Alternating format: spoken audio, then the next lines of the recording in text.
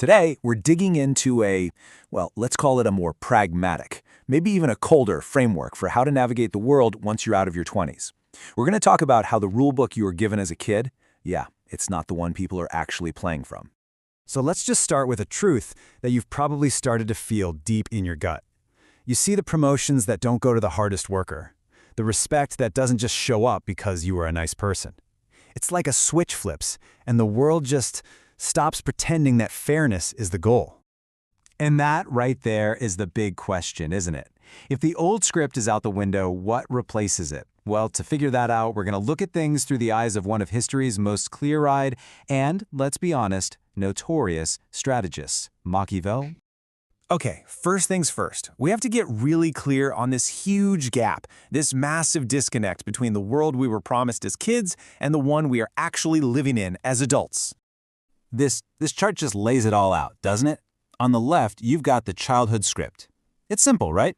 Work hard, be kind, be honest, wait your turn. But the adult reality on the right? That's a whole different ballgame. Alliances are currency. Your perception is your power. And self-interest, that's what's driving the whole machine. You're simply not playing the same game anymore. The grace period is officially over. You know, in your 20s, people judge you on your potential. They give you second chances. But after 30, that benefit of the doubt, it just vanishes. You're not being judged on what you could be anymore. Nope, you're judged on what you've actually built, who you've become, and what you control. So, how do we make sense of this new reality? Look, this isn't about becoming a bad person or adopting some cynical, dark worldview. According to Machiavelli, it's about one thing: waking up. Waking up to the real rules of the game so you don't get played. You know, when most of us hear the word politics, we kind of cringe, right? We think it's this dirty thing to stay away from. But Machiavelli would tell you that's a huge, dangerous mistake. Politics isn't some sideshow to life, it is the language of power. And after 30, trust me, everyone is speaking it, whether they admit it or not. And this is what happens when you refuse to speak that language, thinking you're above it all, that you're too good for the game. That doesn't put you on some moral high ground. In a world full of strategic players, it just makes you an easy target. Being neutral isn't safe. It's an invitation. All right, so you get it. You can't just sit on the sidelines. So how do you go from being a piece on the board to being an actual player who has some control? It really comes down to a few key strategic pillars. Here's your new toolkit. Number 1, become so good at what you do, so useful that people think twice before crossing you. Number 2, turn that usefulness into actual leverage. Put your energy where it gives you bargaining chips, the power to walk away. 3, weaponize your image. Yes, I said weaponize. Your appearance should signal competence and control before you even open your mouth. And 4, build silent alliances with the people who hold the real power, not just the ones making the most noise. Now this is the question you have to ask yourself, and you need to be brutally honest. If one person, your boss, your partner, anyone, decided to stop playing fair, could they wipe out your income? Could they destroy your social circle? If the answer is yes, you're not just vulnerable, you're already being controlled. You just might not feel the leash yet. And that leads us to probably the most important defensive move you can make. You have to build redundancy. Have more than one way to make money. Have more than one core skill. Have more than one social circle. This isn't about being disloyal. It's about not being a fool. It's about building a life where no single person or organization holds your entire fate in their hands. Okay, but look, this isn't all about external moves and power plays. A huge part of this, maybe the biggest part, is about winning the inner game. It all comes down to discipline. This right here is a massive mental shift for so many of us. Stop announcing your big plans. Stop telling everyone your next move.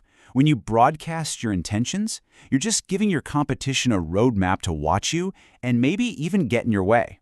Don't show them the blueprint. Let them see the finished building.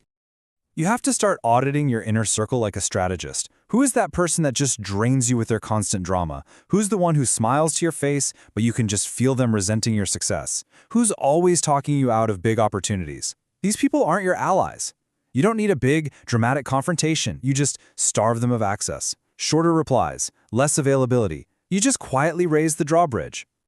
And listen, in this new game, your vulnerabilities can be used as weapons against you, so you have to stop oversharing. You don't owe everyone transparency about what you're afraid of. Be emotionally disciplined in public. Save that real, raw honesty for a tiny, carefully chosen few. To the rest of the world, you present calm, you present direction, you present quiet confidence. Now I know what you might be thinking. This sounds like I'm supposed to just go out and crush everyone. But that's a total misunderstanding of the end goal here. We need to completely redefine what winning actually looks like. And this right here, this is the key. The goal is not to become them. It's not to adopt their ruthless tactics or lack of morals. The goal is to become sharper than them, more strategic, more prepared, and more aware of the game they're playing. You keep your own code. You just stop being naive about theirs. So forget about dominating other people. This is what real victory looks like. Having control over your own time, having the freedom to walk away from a bad job or a toxic relationship, having the ability to say no and not live in fear of the consequences. It's about building a life that is so well defended, so solid, that their little games, they just don't matter to you anymore. And here's how you'll know you're on the right track. As you start making these changes, setting boundaries, moving with purpose, demanding what you're worth, you're gonna get feedback. And that feedback is going to tell you everything. The people who are just using you, they'll call you selfish. But the people who actually respect you, they'll call you grown. And in the end, it really all boils down to this one simple truth. This whole shift, this whole new strategy is about one thing: taking back control. It's about finally moving from being a piece on someone else's chessboard to being the player who arranges your own. So we're going to leave you with this final thought. The world is not going to change its rules. It's going to stay unfair. People are going to keep acting in their own self-interest. You can spend the rest of your life wishing for things to be different, or you can adapt your strategy. You can build a life where, fair or not, you win anyway. The choice is always yours.